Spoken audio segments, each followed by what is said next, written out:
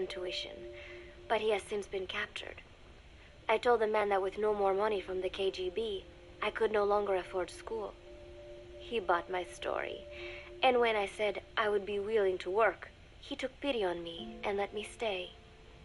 For some reason, Miller really pled my case. That was helpful, but the man is still a fool. His men are no better. They think their training makes them strong, but that kind of strength is nothing in the face of true power. And better yet, they wait on me hand and foot, believing I am just a schoolgirl. Looks like I won't be working too hard after all. Just today, while scouting out the living quarters, I saw a group of them in the corner of the deck making a fuss. Going over for a look, I saw they were feeding a kitten. A bunch of grown hard men, and they're the ones acting like schoolgirls. Look, isn't he cute? What is wrong with them? Disgusted, I just nodded and smiled. I must stay in character after all. I indulged their chit-chat for a few moments. Then one of them asked me to give the thing a name. They had just taken it from its mother. I named it Nuke. I improvised some nonsense about how our compassion for living things can help prevent wars. The men gave me a little fish. I held it out in my palm, and the kitten happily ate it up. What a pathetic, feeble creature. It sickens me.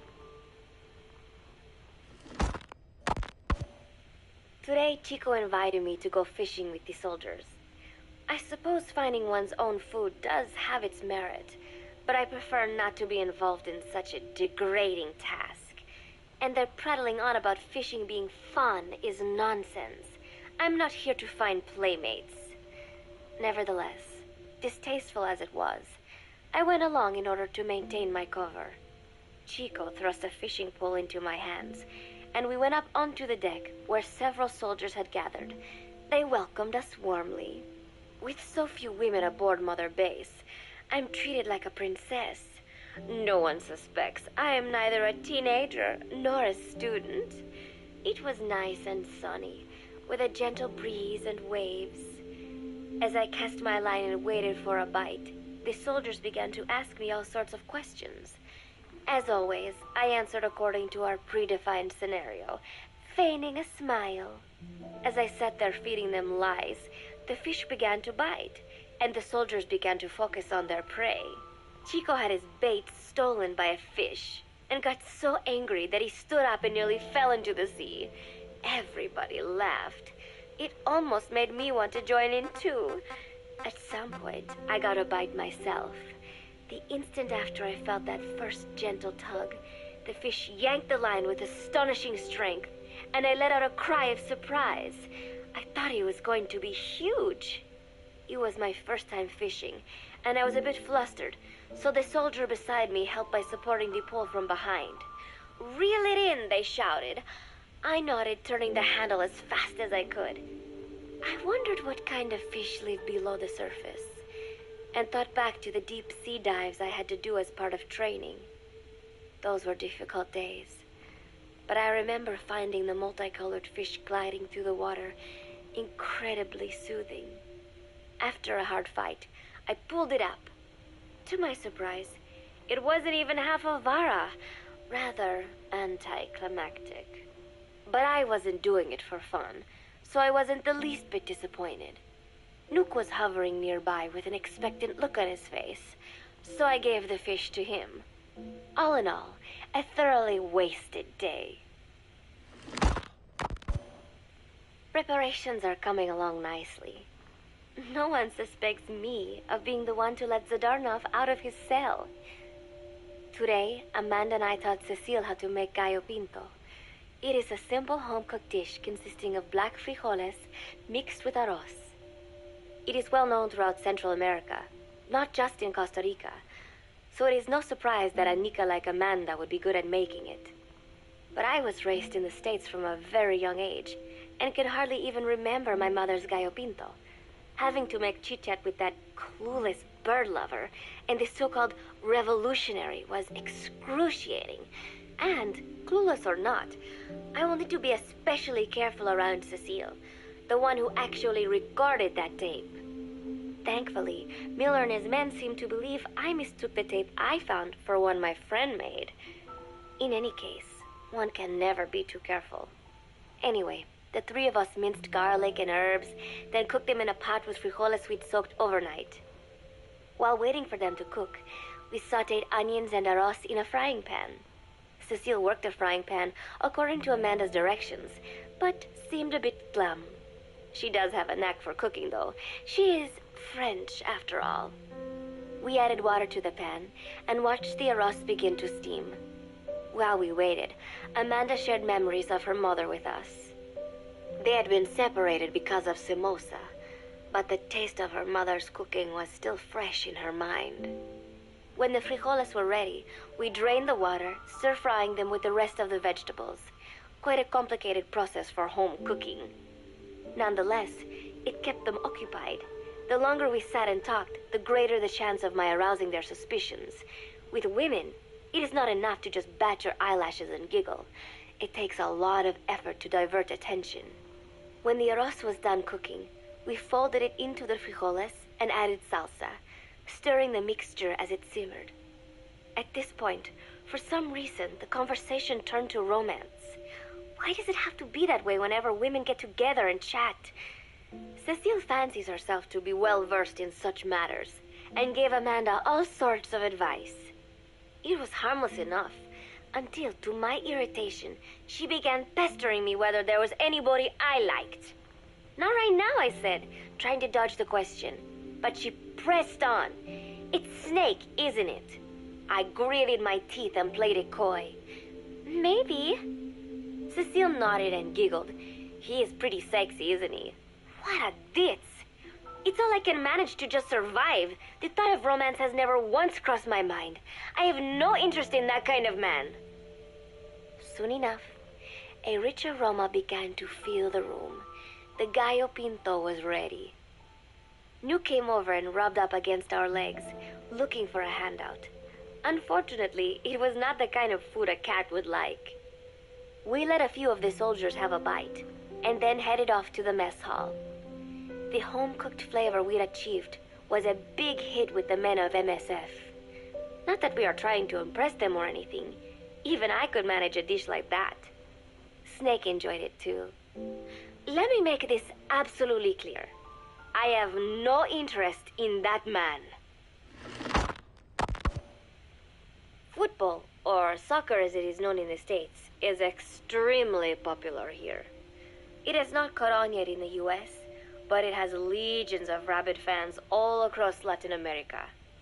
These fans can get so rowdy that it is commonly believed El Salvador and Honduras went to war in 1969 over scuffles in a soccer match.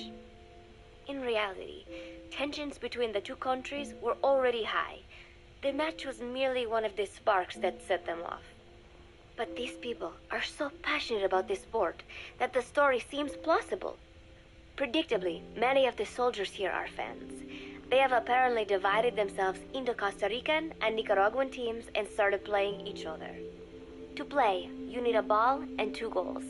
The R&D team built and set up simple goals on the deck. I had absolutely no interest, but Chico insisted that I come and watch. It was not a proper match by any means.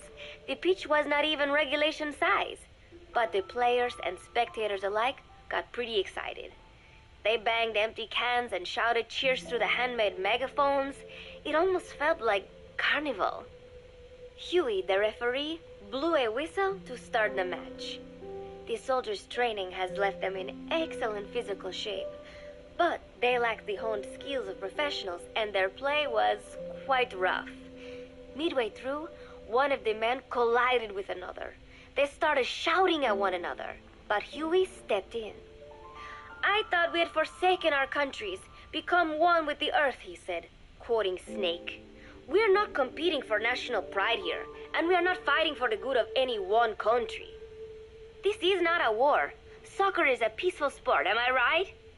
The soldiers nodded. They know the pain of war, and they share Snake's vision. Perhaps that is why all this resonates with them. Team Costa Rica was down a man, and somehow I was picked to fill in. Costa Rica had the advantage up until that point. I suppose Huey wanted to keep it balanced. The soldiers agreed with Huey's call. Maybe the Costa Rican players felt an even matchup would be more fun, too. I could not be bothered to run at first, but chasing the ball out there in the hot sun, I was soon drenched in sweat. Before long, I found myself actively seeking out the ball, partially out of desperation. I picked up a loose ball deep on the opponent's side of the field. Even though he's Nicaraguan, Chico cheered me on, yelling, "Go for it, shoot!" I launched the ball as hard as I could, only to have it blocked by the keeper. Disappointment only increased my determination. In the end, I didn't score a single goal, and Costa Rica gave up its lead. It was really close, though. We congratulated each other on a good match and sprawled out in the shade on the deck, exhausted. The ocean breeze felt so nice on my sun-soaked body. Nuke came over. It is one of his favorite spots, and stretched out next to me. And together, we watched fluffy white clouds drift lazily across the clear blue sky. It was lovely out today, so I decided to sun myself in a lounge chair up on the deck when Strangelove came up to me. Despite the heat, she was in her usual long sleeves and pants. I waved at her. She looked away and mumbled, "Hello there. Fancy meeting you here." I asked if she needed anything, feeling her eyes creeping up and down my body like she was savoring it. Finally, she swallowed and said, "You have such beautiful skin." Bewildered, I shook my head and said, "No, not at all. I had heard rumors that she was a lesbian, but she couldn't be after me, could she?" She continued to stare and said, "No, it is beautiful, but you must not let yourself get so tanned." And then she took my hand in hers. "What is wrong with a little sun?" I asked, trying to cut the conversation short. But she shook her head violently. "No, you mustn't. A young lady should take better care of her skin." She was acting strangely now, as if aroused. She lectured me on the perils of tanning, how it ages skin, causing wrinkles and spots, and in the worst cases, even skin cancer. I knew already that tanning could cause spots, but I thought only pale-skinned Anglo-Saxons had to deal with that. Having a scientist tell me it causes aging, though, that spooked me a little. If I am to keep playing the teenager, I will have to start paying more attention to my skin. Sensing my anxiety, she took a small tube from her pocket. She said it was the sunscreen she always used. She told me to keep it. I didn't know what to say. I was more than happy to take it, but exactly what were her intentions? Was she merely being nice? Or is she really into me? Either way, there was no reason to refuse, I suppose. I have undergone training. An out-of-shape woman does not pose any real threat to me. Having power means not being afraid. It is the same on a global scale. A country with nukes can dictate terms to a country without them. I thanked her and took the tube. Then she offered to put some on for me. She squirted some lotion onto her fingers and began rolling it into my chest. It happened so suddenly, and I was so taken aback that I did not even think to protest. She caressed my stomach with her long white fingers, then slid them upwards between my bikini-clad breasts. "What? Wait," I sputtered as her moist eyes met mine. She was beautiful. Somehow, I found myself captivated by this woman more than 10 years my elder. "Hold still," she whispered in my ear. I nodded silently, unable to refuse. My body went limp, motionless, as if in a trance. Gently, carefully, she rubbed the lotion all over my entire body. I shouldn't have enjoyed it, and yet I could not help myself. For a moment, I was spellbound. That woman is dangerous. I had better watch myself. Protecting one's health is an important part of any agent's job. But despite my best efforts, I have caught a cold. Now that I think about it, Mother Base's numbers are on the rise, with soldiers coming from all different places and backgrounds. It is no wonder then that sooner or later someone would bring in a virus. That said, what I have got is just a common cold. The medical team said I'd need a few days rest, so I've been restricted to my room and put on bed rest. I thought I'd gotten used to not having anyone around to relate to, but at times like these, being alone is just miserable. All I could do is lay there and stroke Nook's back, trying to take my mind off how bad I felt. Nook just sat there, not making a sound. But I did have visitors. Amanda and Chico, Huey, Cecile, Miller, and a few of the soldiers I've become relatively close to. Amanda made me a soup with herbs she said were good for a cold. Miller told me to take it easy. I will sing you a lullaby, he said, then broke out a guitar and sang some incomprehensible song in Japanese. I did not need to understand the lyrics to know he is an awful singer. Then he said, "You know what is good for a cold? Suppositories. Here, I'll show you." He began to take off his pants, so I threw my tissue box at him to make him go away. Then Strangelove showed up, saying she had some miracle Indian cure. "It has got eucalyptus extract," she said. "It works best if you rub it into your chest." And then she tried to take off my nightshirt. I whacked her with my pillow, and I got rid of her. Chico brought me a little flower in a cup. It had been growing in a little bit of earth that probably found its way on board, stuck to something else. "I found this on the deck. Here, you can have it." He tried to act nonchalant, but I am pretty sure he's got a crush on me. None of them understand. If they thought these little visits would cheer me up, they were wrong. Tonight, Snake himself came to my room. Like the rest, he believes I am just a schoolgirl and treats me as such. "Why did you abandon your country?" I asked him. "Why create the MSF?" Of course, I knew the answers already, but I wanted to hear it from him. As I had imagined, he was not exactly forthcoming. All he would say is that his country abandoned him because all he could do was fight, and that is why he needed the MSF, because that is all he is any good for. Then he said, "Fighting is the only thing I understand, but that does not mean I have got a grudge against those who believe in peace. I am not one of them, and I do not believe in peace. Conflict is in man's nature. We fight our enemies in order to survive." Maybe we are not so different after all, he and I. But that is exactly why I'm going to have to kill him, or else he will have to kill me. When I stop and think about this wretched existence, being killed by a man like that suddenly does not seem like such a bad thing. Every month, Mother Base throws a party for all the soldiers whose birthdays fall in that month. There is something strange about a military organization having parties. Really though, it is just an excuse to drink and make noise. It is not easy to get alcohol on a fortress in the middle of the ocean. Most days they are training from dawn till dusk. They do not have time for things like drinking. That is why Snake and Miller came up with the idea to give everyone a chance to let loose.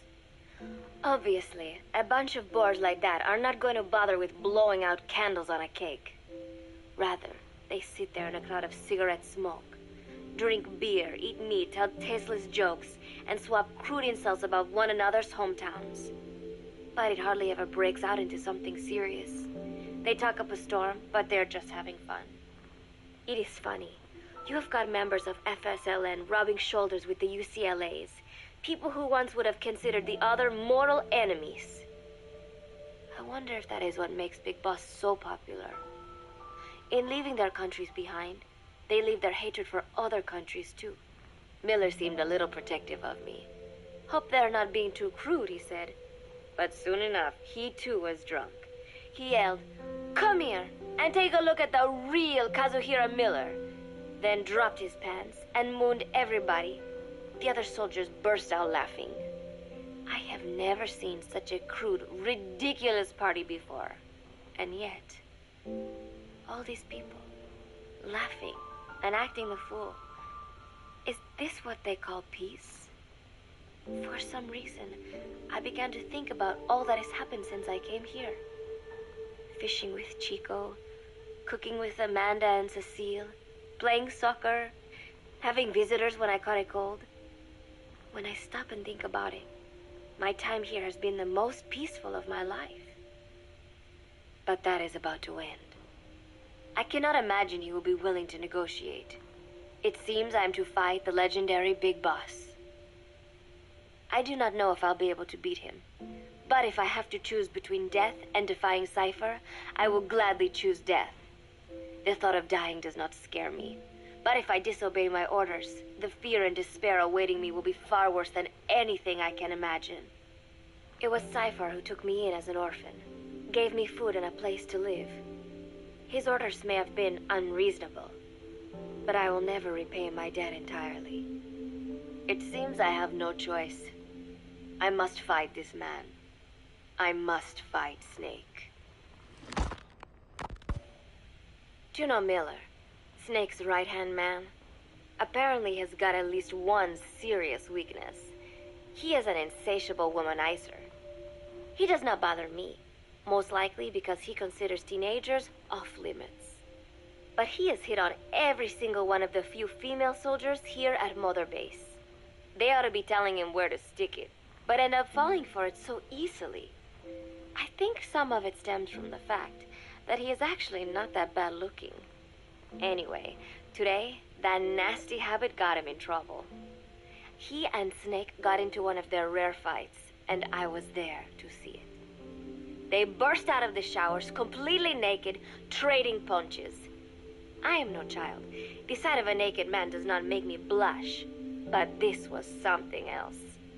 "Maybe this'll teach you," Snake yelled as he slammed his fists into Miller's chest.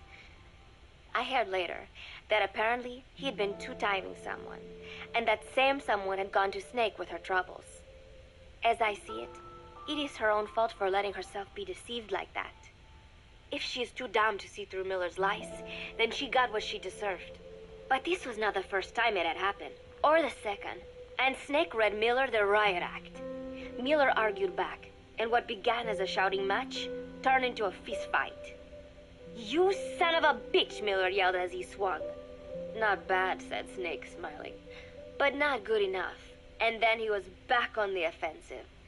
They had already been at it pretty hard in the showers, and their bodies were covered with bruises. Both of these men had been trained for war, their bodies deadly weapons. They were each bleeding from a dozen places.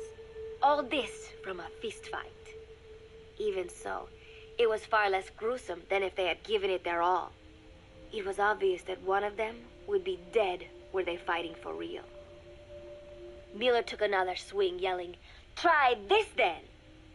Snake parried, then responded in kind. But I could tell he was not aiming for anything vital.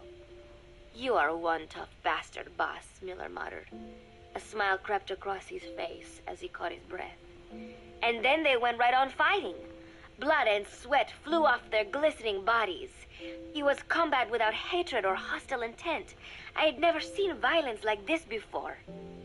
And yet, it was more than just a friendly tussle. They were utilizing every technique they knew. It was not a sporting match. They were not playing by the rules. How could they keep this up?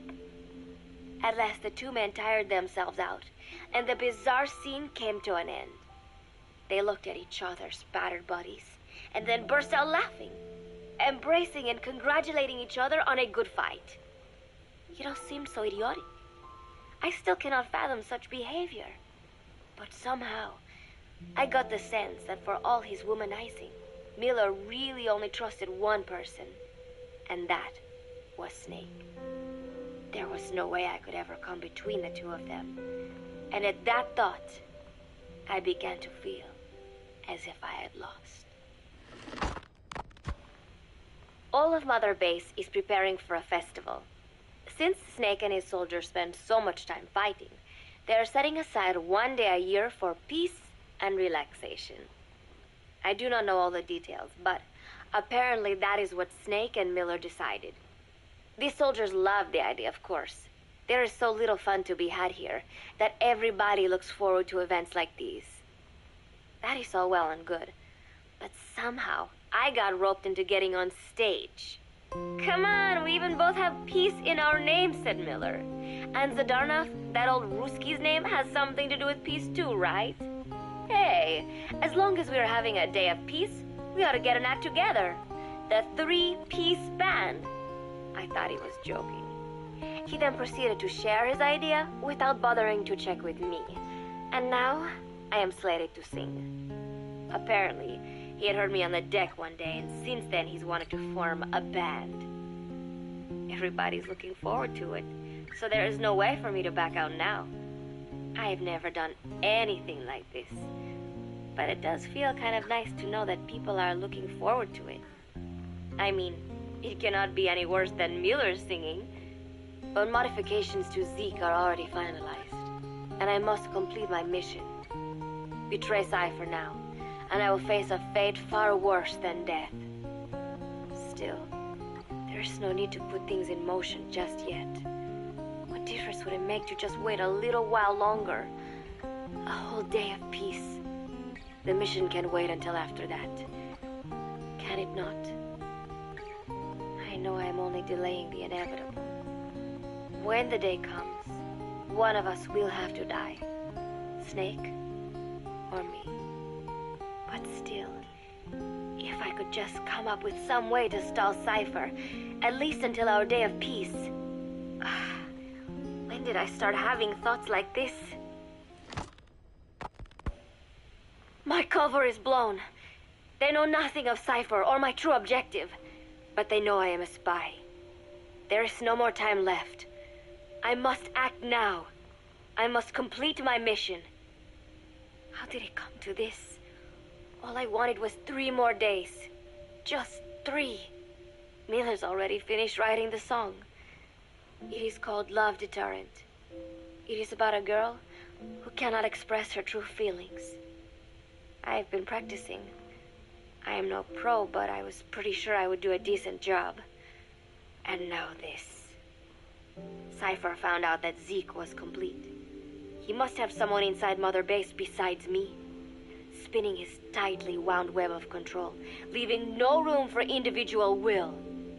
Typical. When they found out Zeke was complete, I was ordered to execute the operation immediately. If I was going to enjoy just one day of peace, I had to ensure the plan could not move forward. I tried to sabotage Zeke. I thought by damaging the drive system, they would have no choice but to delay their plans. I waited until midnight, and then snuck into the hangar. There would be trouble if it looked like sabotage.